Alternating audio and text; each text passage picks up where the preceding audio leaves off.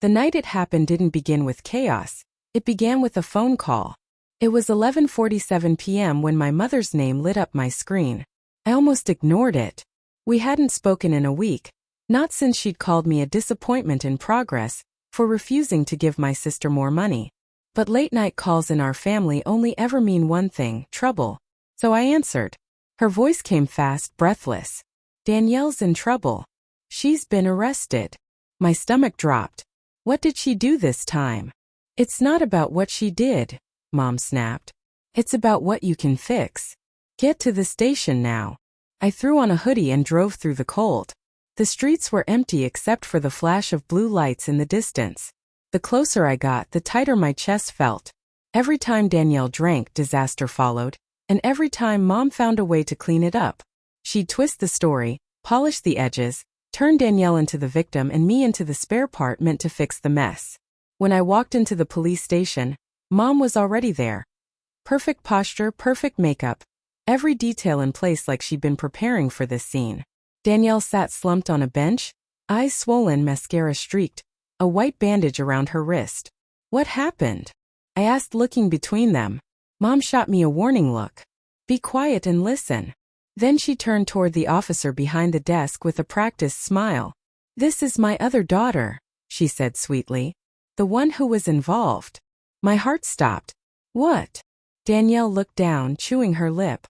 Mom faced me with that calm, venom-laced tone she always used when she wanted control. "You two were arguing outside the bar, weren't you? You pushed her." I blinked. "What are you talking about? I wasn't even there." She leaned in, her voice low and deliberate. "You will be." The officer frowned. "Ma'am, are you saying she assaulted her sister?" Mom nodded, still smiling. "It was an accident.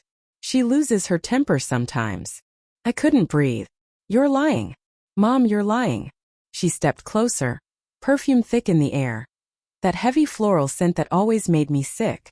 "You'll thank me later," she whispered. "She can't afford another DUI.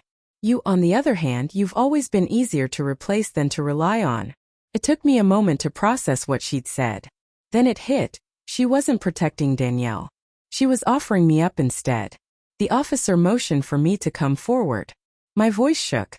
"You can't be serious. Check the footage." I wasn't there. Mom folded her arms, looking almost bored. "Honey, stop making this worse. You've always been jealous of her. You can't stand seeing your sister succeed." "Success?" I laughed bitterly. "She was drunk driving." "Watch your tone," Mom snapped. "You're already in enough trouble." They took my statement like it was routine. I kept repeating the same thing: I wasn't there. But they said there was a witness who saw me hit Danielle outside the bar. I didn't need to ask who that witness was. Mom always found someone to play along. By 1 a.m., I was sitting in a holding cell on a domestic assault charge. Danielle was outside, crying into Mom's shoulder. Every time I saw them through the glass, I thought of all the lies I'd told to protect her, all the secrets I'd swallowed to keep Mom calm, to keep the family image spotless. None of it mattered.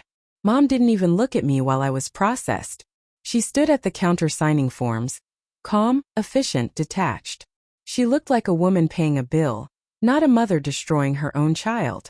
When they finally released me the next morning, she was waiting by the exit. The sun had barely risen. She held a cup of coffee, her expression polished into that same cold smile. "Don't look so dramatic," she said. "You'll survive. You always do." I stared at her. "You lied to the police." She took a slow sip. "You lied to yourself thinking you were special. Danielle needs this chance to clean her record. Family helps family. Family doesn't frame each other," I said. She rolled her eyes. "Oh, stop it. You've always been so self-righteous. You'll get over it." Then she turned and walked away, heels clicking on the pavement, heading for her car where Danielle waited. Free, smiling faintly, her face turned just enough to avoid my eyes.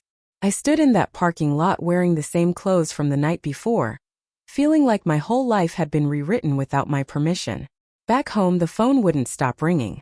Relatives calling, whispering, "We heard you hit Danielle. How could you?" Mom had gotten ahead of me, she always did.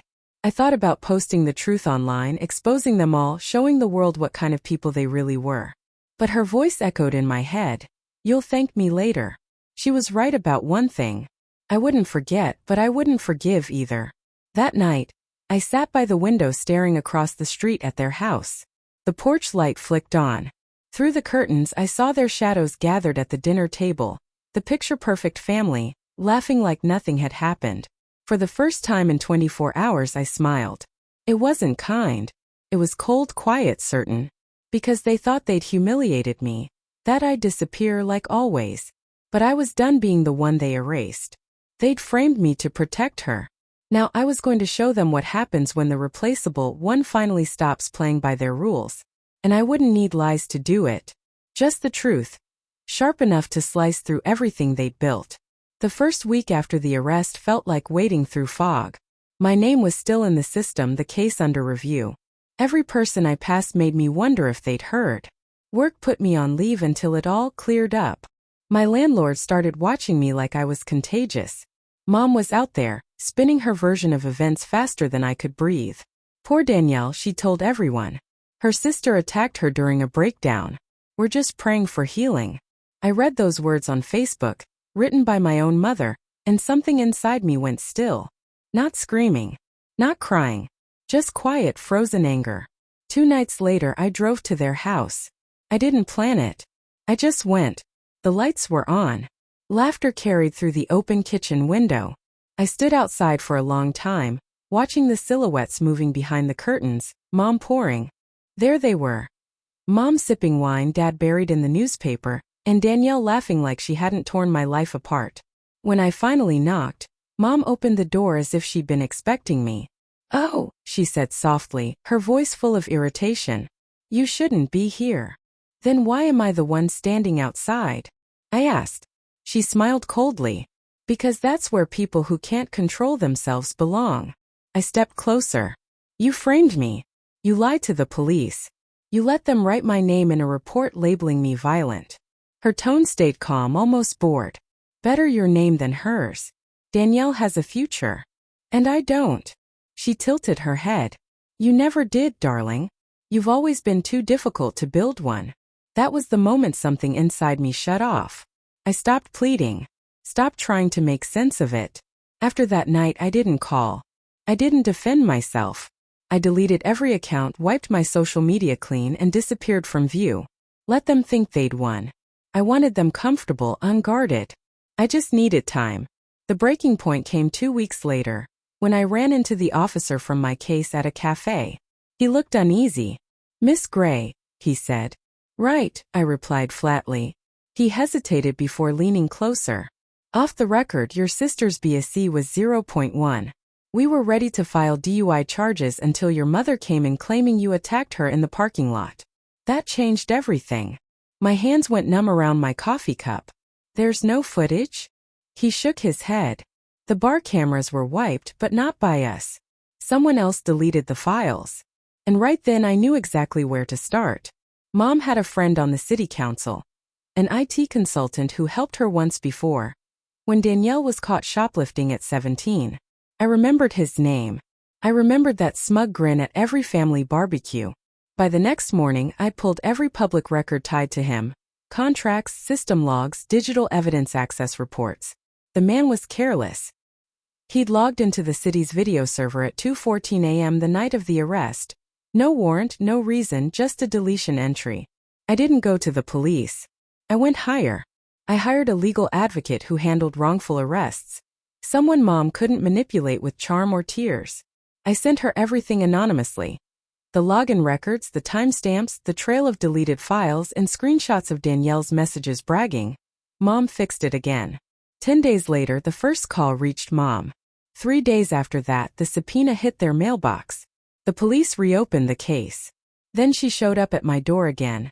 Same perfume, same composed smile.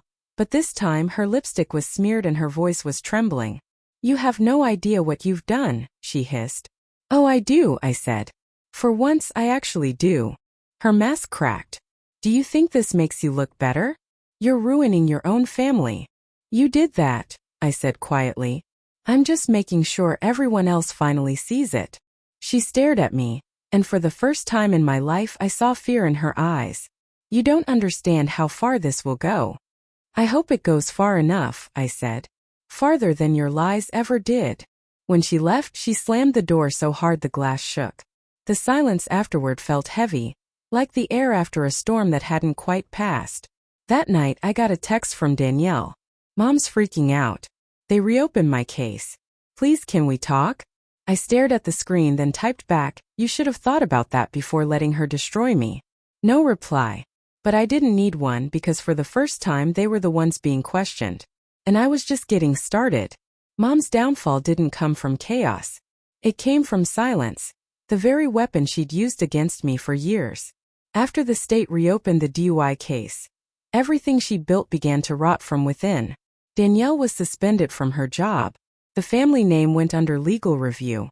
Still, Mom kept her poise, calling lawyers, threatening defamation, pretending she still held control. That illusion shattered when the letter arrived, a plain envelope with my handwriting. Inside were copies of every document, her false statement, the deletion logs, and a confession from her IT friend, who folded the moment investigators questioned him. I didn't add a note. She didn't need one. A week later, Dad called. His voice was low, tired. Your mother's not herself, he said. She hasn't eaten in days. Please stop this. I almost laughed. Stop what, Dad? The truth. He sighed. You think this makes you right? You think destroying your family is worth it? They destroyed me first, I said quietly. All I did was scrape away the paint and show what was underneath. He said nothing. Then the line went dead. From that day on, no one in town called me the violent daughter. They called me something else. The one who got away. The one who didn't break. Months later, Danielle reached out again. Mom says she forgives you. I stared at the message until the screen dimmed, then typed. She can keep her forgiveness. I'm done borrowing guilt that isn't mine. Her typing bubbles appeared, then vanished. I never heard from her again. Mom eventually pleaded guilty to obstruction, citing temporary emotional distress. It didn't save her. The town she'd spent years charming turned its back. Her friends stopped calling. The Sunday brunches dissolved into whispers no one believed. But I never went to court. I didn't watch her fall. I didn't need to. My revenge wasn't in the verdict. It was in the silence she was left to face. The same silence she'd forced on me my whole life. Now there was no one left to clap for her. No one to save her from herself. I moved away quietly. New city. New number. New name on the mailbox. Sometimes I still dream about that night at the station. The flicker of fluorescent lights, her whisper in my ear. You've always been more replaceable than useful. Now I smile when I remember it. Because she was wrong. I wasn't replaceable. I was the only one who ever saw her clearly. And in the end, the woman who used lies to protect her perfect daughter was left with nothing but truth. And no one willing to believe her. So when the phone rings late at night, I don't answer. Because I already know who it is. And this time, it's her turn to explain herself to silence.